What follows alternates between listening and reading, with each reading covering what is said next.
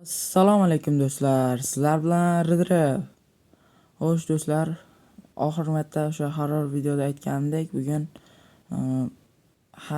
horror modni obzorini ko'rib chiqamiz. Albatta hozir shu horror moddagi moblarni ko'rsatib chiqaman.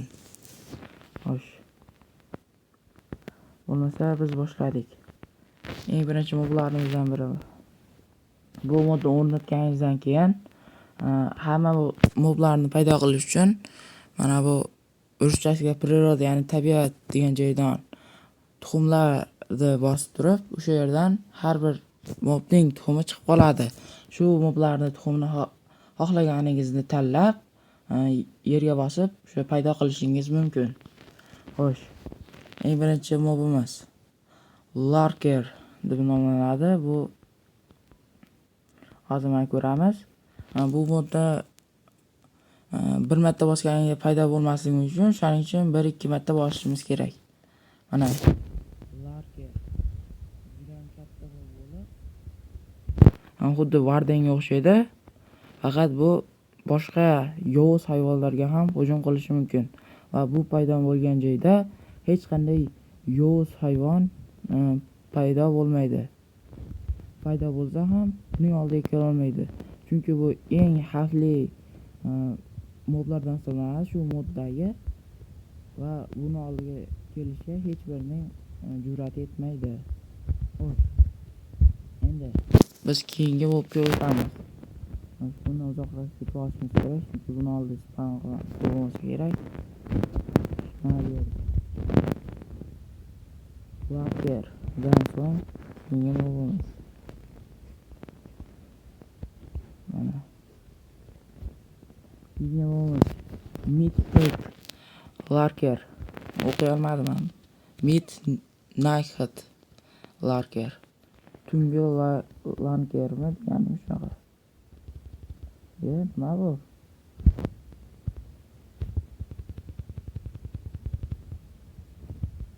Nimagadir endi hozir paydo bo'lmayapti. Yo'qni Lurker deb o'rnatib paydo qo'yganimman.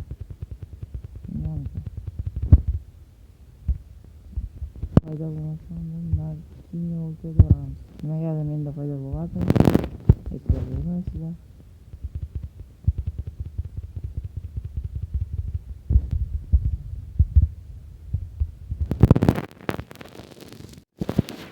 Mana keyingi mobimiz esa juda ham qo'rqitadigan Screamer hisoblanadi. Bu mobni paydo qilishimizga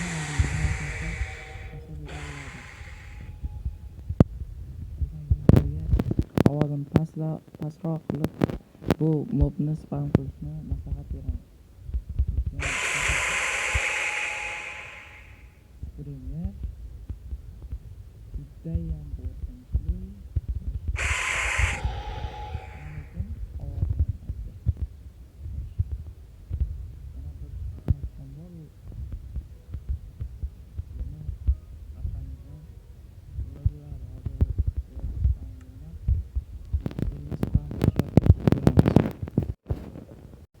Va mana sizlarga aytgan mobim ham paydo bo'ldi.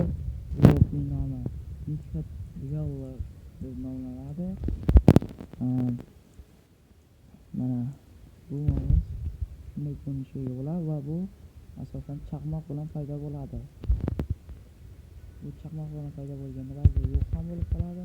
Urganingizda mashina g'alati holatga kelib qoladi. Hozir mana ko'rsataman. Ba'zi yo'q ham bo'lib qayerdadir paydo bo'ladi va ba'zida juda ham oldingizda paydo bo'lib qolishi mumkin. Buni qayerda paydo bo'lishi aniq emas. Xo'sh. Yana bir paydo qilamiz. Bu yerda yo'q ham.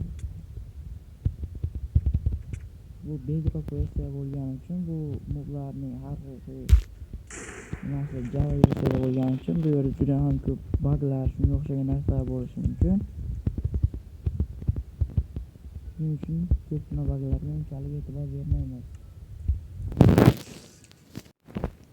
Va shu mob paydo bo'lgandan so'ng u ba'zi sizni qo'rqitish uchun ko'z oldingizni qorong'ilashtirishni boshlaydi. Bu esa taxminan mana shunday yuz beradi.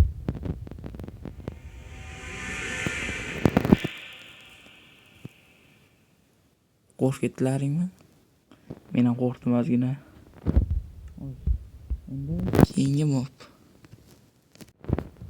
Keyingi mob Weeping Angel deb nomlanadi. Bu mob haykalga o'xshaydi. Buni o'rmonlarda, archali o'rmonlarda uchratishingiz mumkin bo'ladi.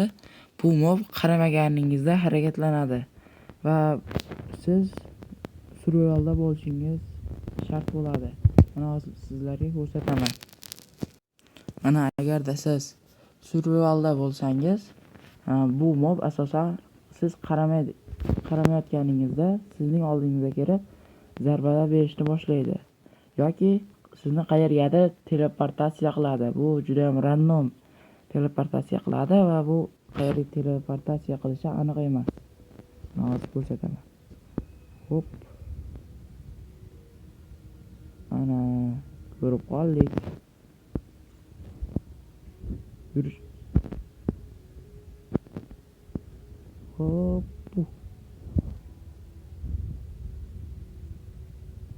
Mana shunday qilib harakatlanadi bu mob. Voy.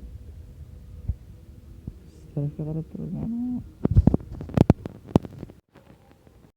Bizning keyingi mobimiz Ace in the Darkness deb nomlanadi. Menimcha qorong'udagi ko'zlar deb nomlanadi. Xo'sh, mana hozir paydo qilib ko'ramiz.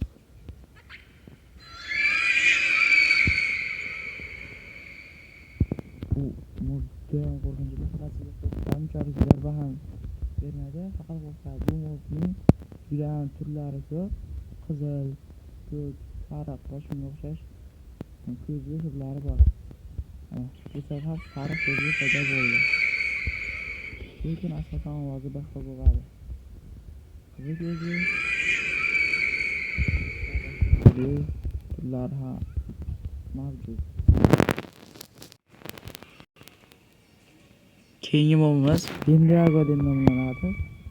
Bu mob bir paydo bo'lib, bir yo'q qoladi. Asosan siz agarda hayvonlarni juda ham ko'p o'ldirib yuborsangiz, chaqmoq urib paydo bo'ladi. Xuddi men o'zim shu mod bilan survival qilganimda paydo bo'lgandek, paydo bo'lib, sizni bir udar bilan o'ldirib tashlashi mumkin.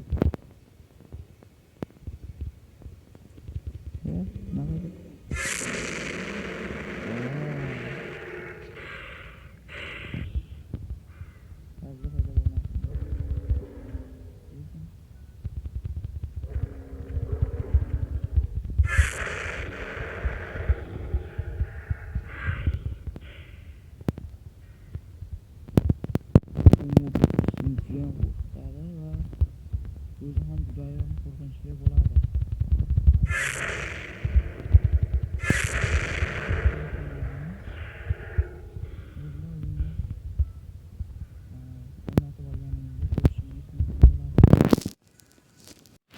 Bu mod yana nimalar qo'shadi deb savol bersangiz, bu mod qizil oyni qo'shadi. Bu siz tunda yurganingizda oddiy oy qizil oyga aylanadi.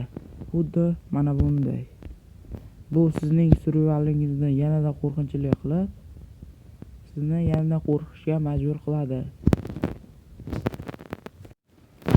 Xo'sh do'stlar, bugungi videomiz ham yakuniga yetib qoldi. Sizlar bilan Ridre bo'ldi. Kanalga obuna bo'ling va like bosing. Hamma modlarni esa Telegram kanalimda qoldiraman. Telegram kanalini esa tez orada ochishga harakat qilaman.